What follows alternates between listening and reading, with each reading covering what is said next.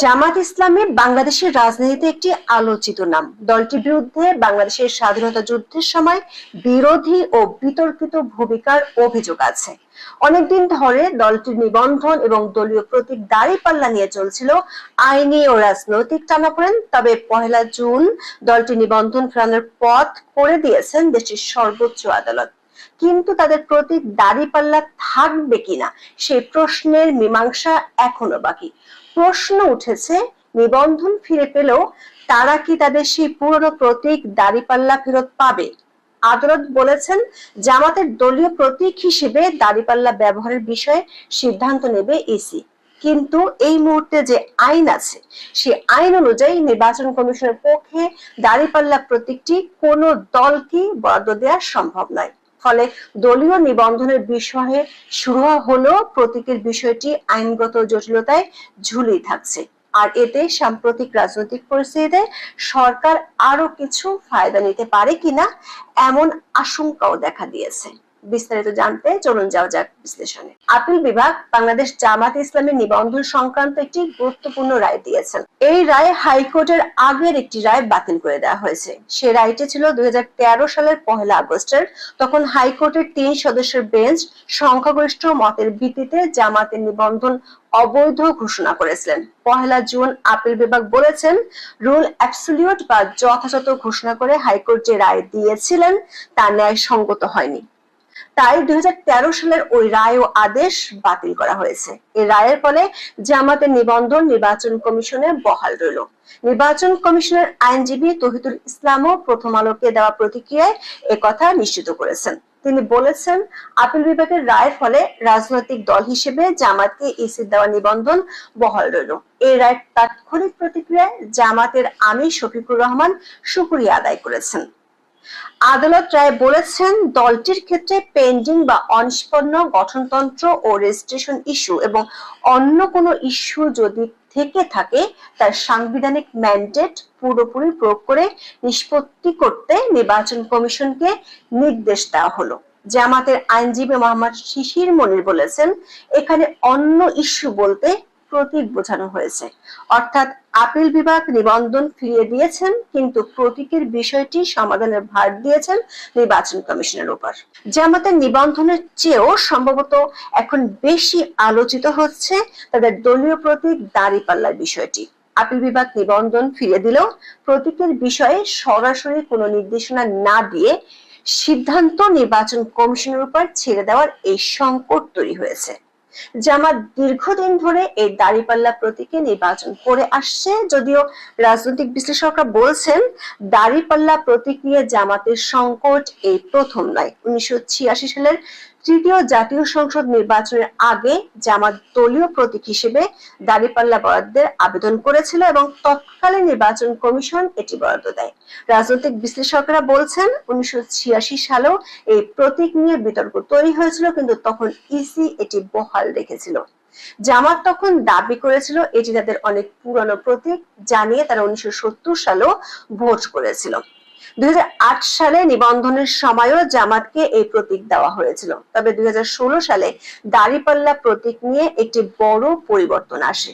Supreme court 2016 সালের 12 December তাদের উভয় বিভাগের বিচারপতিদের উপস্থিতিতে ফুল কোর্ট সভায় একটি সর্বসম্মত সিদ্ধান্ত গ্রহণ করেছিল। সেটি ছিল দাঁড়িপাল্লা ন্যায় বিচারের প্রতীক হিসেবে একমাত্র সুপ্রিম কোর্টের মনোগ্রামে ব্যবহৃত হবে। অন্য কোনো ব্যক্তি, প্রতিষ্ঠান বা রাজনৈতিক সংগঠনের প্রতীক হিসেবে এটি ব্যবহার না করার বিষয়ে প্রয়োজনীয় ব্যবস্থা নিতে নির্বাচন কমিশনকে অনুরোধ জানানো হয়। যদি কাউকে বরাদ্দ দেওয়া হয়ে থাকে তাহলে সেই বরাদ্দ বাতিল করার প্রয়োজনীয় ব্যবস্থা নিতেও অনুরোধ করা হয় সুপ্রিম কোর্টের পক্ষ থেকে। তখনকার নির্বাচন কমিশন সুপ্রিম কোর্টের এই সিদ্ধান্ত পাওয়ার পরে প্রতীকের তালিকা থেকে দাঁড়িপাল্লা বাদ দিয়ে দেয়। উচ্চ আদালতের চিঠির প্রেক্ষিতে নির্বাচন কমিশন 2008 সালের নির্বাচন পরিচালনা বিধিমালা সংশোধন করে 2017 সালের 9 মার্চ গেজেট প্রকাশ করে। এই সংশোধনীতে যাতে দাঁড়িপাল্লা প্রতীকটি বাদ হয়ে যায়। যেহেতু তার আগে জামাতের নিবন্ধন বাতিল হয়ে গিয়েছিল এবং অন্য কোনো দল প্রতীকটি চায়নি, ফলে এ নিয়ে নির্বাচন কমিশনকেও মাথা ঘামাতেও হয়নি। জামাত এই বিষয়টি সুরুহা আদালতে চাইলেও আপিল বিভাগ বলটি ইসির দিকে ঠেলে দিয়েছে। সাংবিধানিক প্রতিষ্ঠান হিসেবে এখন এই নির্বাচন কমিশন এ বিষয়ে পরবর্তী পদক্ষেপ নেবে বলে আদালত জানিয়েছেন। আপিল বিভাগ প্রতীক বরাদ্দের বিষয়ে কোনো পর্যবেক্ষণ দেয়নি, বরং তারা সিদ্ধান্ত নির্বাচন কমিশনের হাতে ছেড়ে দিয়েছে। সে কারণে প্রশ্ন হলো, জামাত কি তাদের পুরনো প্রতীক দাঁড়িপাল্লা ফেরত পাবে?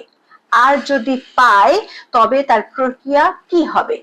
নির্বাচন কমিশন সূত্র এবং আইনি বিশেষজ্ঞরা বলছেন, এখন এই প্রতীক জামাতকে দেওয়ার আইনি সুযোগ কম, কেননা বর্তমানে নির্বাচন কমিশনের প্রতীকের তালিকায় দাঁড়িপাল্লা প্রতীকটি নেই। 2017 সালের বিধিমালায় দেখা যাচ্ছে বরাদ্দ দেওয়ার মতো প্রতীক আছে 64টি। সে তালিকায় দাঁড়িপাল্লা প্রতীকটি নেই।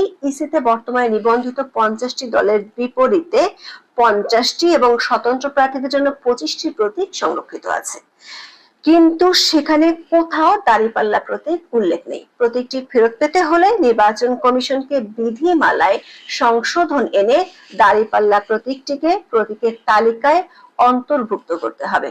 বিধিমালায় যুক্ত করার পর এর খসড়া আইন মন্ত্রণালয়ে পাঠাতে হবে। ভেটিং শেষে আইন মন্ত্রণালয় থেকে ফেরত আসলে নির্বাচন কমিশন গেজেট করতে পারবে। নির্বাচন কমিশনের সিনিয়র সচিব আক্তার আহমেদ বিবিসি বাংলাকে বলেছেন, তারা আদালতের রায় অনুযায়ী আইন বা বিধি মোতাবেক পরবর্তী ব্যবস্থা নেবেন। এই পুরো প্রক্রিয়াটি একটু সময় সাপেক্ষ ব্যাপার। ঠিক কতদিন সময় লাগবে সেটি এখনই নির্বাচন কমিশন বলছে না, তবে কমিশন বলছে আদালতের আদেশের সার্টিফাইড কপি আসলে প্রক্রিয়া শুরু করবে ইসি। যদিও জামাতের আইনজীবী শিশির মুনির বিবিসি বাংলাকে বলেছেন, এই সিদ্ধান্তটি ছিল প্রশাসনিক সিদ্ধান্ত, কোনো বিচারিক সিদ্ধান্ত নয়। তিনি দাবি করেন, ফুল কোর্ট সভার স্ট্যাটাস হলো প্রশাসনিক সিদ্ধান্ত, এটা কোনো বিচারিক সিদ্ধান্ত না। সুপ্রিম কোর্টের প্রশাসনিক সিদ্ধান্তের কোনো আইনগত বাধ্যবাধকতা নেই বলেও তিনি মন্তব্য করেছেন। তবে সুপ্রিম কোর্টের অন্য আইনজীবীরা বলছেন, প্রতীক নিয়ে আগে আদালতে যে সিদ্ধান্তটি ছিল সেটি আদালতের সাথে প্রাসঙ্গিক, আদালতের মনোগ্রামের সাথেও মিলে যায়। সেজন্য এই বিষয়টি নিয়ে নির্বাচন কমিশনকে ভাবতে হবে। জামাতের নিবন্ধন বাতিল এবং তা ফিরে পাওয়ার পেছনে একটি দীর্ঘ আইনি প্রক্রিয়া জড়িত। 2008 সালে তত্ত্বাবধায়ক সরকারের সময় নির্বাচন কমিশন রাজনৈতিক দল হিসেবে জামাত ইসলামীকে নিবন্ধন সনদ দেয়। এই নিবন্ধন পদ্ধতি চালু হওয়ার পর জামাতও নিবন্ধন পেয়েছিল। তবে জামাতকে নিবন্ধন দেওয়ার বৈধতা চ্যালেঞ্জ করে 2009 সালে 25 ব্যক্তি হাইকোর্টে একটি রিট আবেদন করেন। 2013 সালের 1 আগস্ট দলটির নিবন্ধন অবৈধ ঘোষণা করে রায় দেন আদালত। তখনকার আদালত রায় বলেছিলেন, জামাতের গঠনতন্ত্র বাংলাদেশের সংবিধানের সঙ্গে সাংঘর্ষিক। হাইকোর্ট ইসিকে জামাতের নিবন্ধন বাতিল করতে নির্দেশ দেয়। এরপর জামাত আপিল করেছিল, সেটিও খারিজ হয়ে যায়। 2018 সালের 7 ডিসেম্বর জামাতের নিবন্ধন বাতিল করে প্রজ্ঞাপন জারি করে ইসি। এই প্রজ্ঞাপনের মাধ্যমে দল হিসেবে জামাত টিকে থাকতে পারলেও দলীয় ব্যানারে নির্বাচনে অংশ নেওয়ার যোগ্যতা হারায়। কারণ দলীয় প্রতীকে অংশ নিতে কেবল নিবন্ধিত দলগুলোর অধিকার আছে।